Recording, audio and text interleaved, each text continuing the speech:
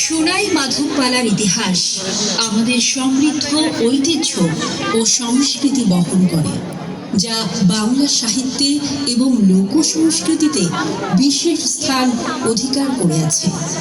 এই পালাগান মানুষের আবেগ, সম্পর্ক এবং সামাজিক সমস্যা তুলে ধরে।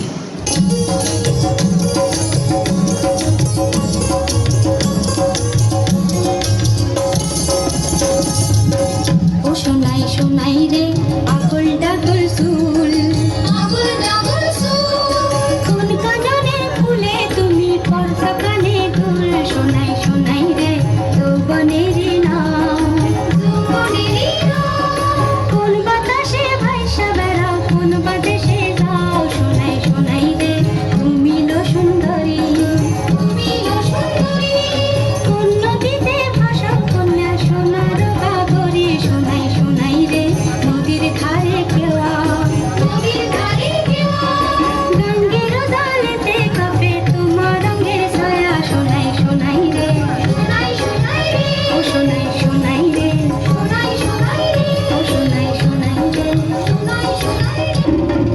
কও দেখি ঘটক ঠাকুর পাত্রেরও সন্ধান, জামাইনি হইব আমার সান্দের সমান। রাজি নদীর তীরে আছে পায়ের দুয়ারি ঘর, সেই ঘরেতে থাকে পাত্র নাম গুণধর। তোমার কন্যা পাট রানী হইব গো সভাগে, তিন বিয়া হইছিল তার 3 যুগ আগে।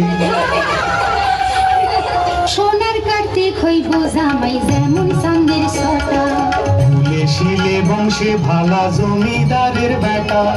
যাতে কুসম্বন্ধ আইলো মনেতে না লাগে, মনে ধরলে বিয়া দিবাম ফাল্গুন মাসের আগে।